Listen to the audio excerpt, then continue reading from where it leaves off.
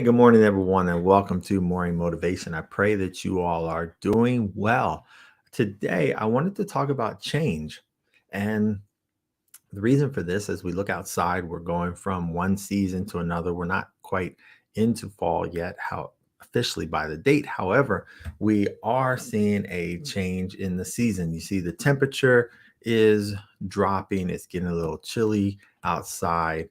And so obviously, and you also see that the leaves on the tree are starting to fall. And so you're seeing a change in season. So I wanted to talk quickly about change. And what's interesting enough is that as well, I went out to look up um, 3 ways to change, 5 ways to change, things like that. I saw s- uh, it was kind of confusing to say the least. It was kind of confusing. It was all about different things, and so finally, I found something that I thought looked pretty decent that we could talk about, and that's 8 ways to cope with change. And we may not hit all of them, but I did want to discuss a few things because in our lives we're going to go through changes, not just seasonal changes as far as the weather, but we're going to go through life changes where change from maybe one job to another, or we change or we transition from we move we live in one house and we go into another, or we're in relationships,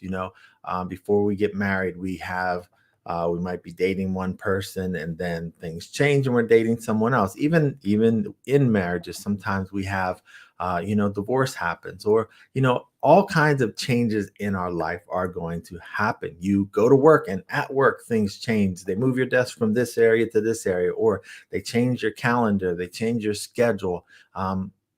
Change can happen so often, and with change comes anxiety.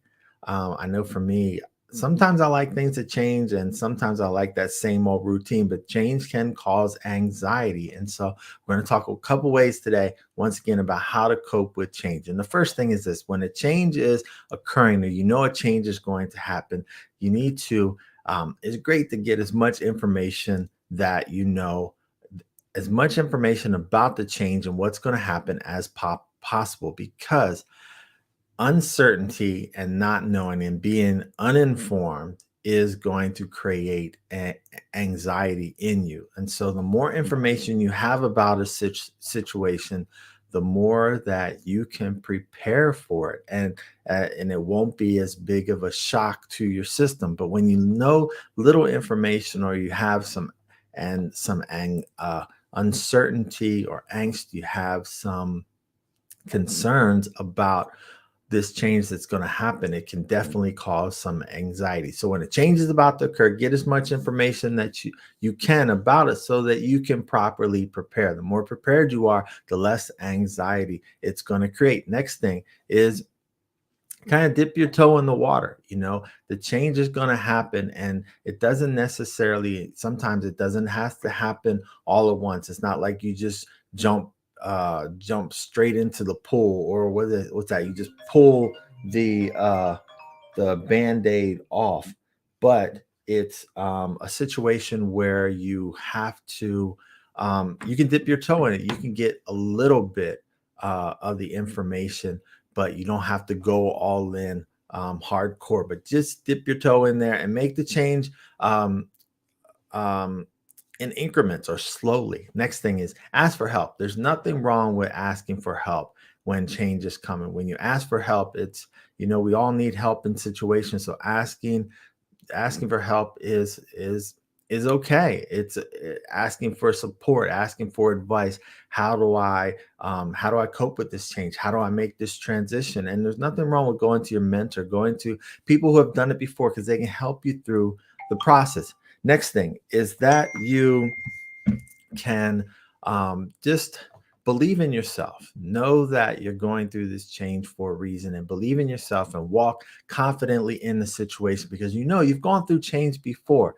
And so walk through it with confidence, because you may have been through the situation before. You've gone through the change before, like in the military, we change bases. And so there's anxiety. You're going from one job to another and uprooting your life from one place to another place. But you've done this before. I've done this before. So know that I can walk and I can be confident in believing that I'm going to have success again.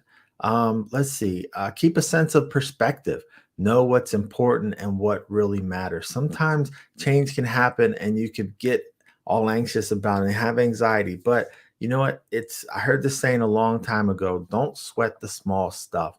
And it's all small. So just know, keep everything in perspective. Is this change going to have a minor impact or major impact? A minor impact is like, okay, let's let the change just flow. But if it has a major impact, that might be a different level of research you might have to do, or preparation, or definitely a different level of change that's going on. And in all things with change coming, remember your goal, seeing the bigger picture.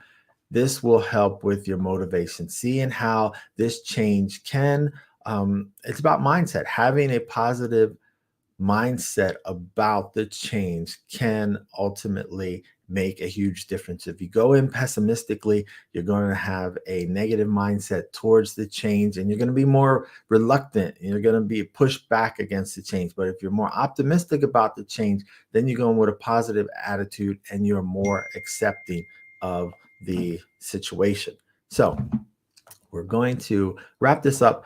And once again, we talked today about coping with change. Change is going to happen in our lives. And so you have to, the better you manage the change, the better the transition is going to be. Just like we're going from summer to fall, as you manage that change, you prepare for that change. You put on, like today you put on a sweater, you put on a lightweight jacket, but you don't just continue in your shorts and your t-shirt as the weather gets cold. You have to transition, and by experience from going from season to season before and changing before, what you need to do to adapt. So once again, thank you all for watching. I pray that you all are doing well. God willing, we will see you back here again tomorrow morning at 8 a.m. Take care and God bless.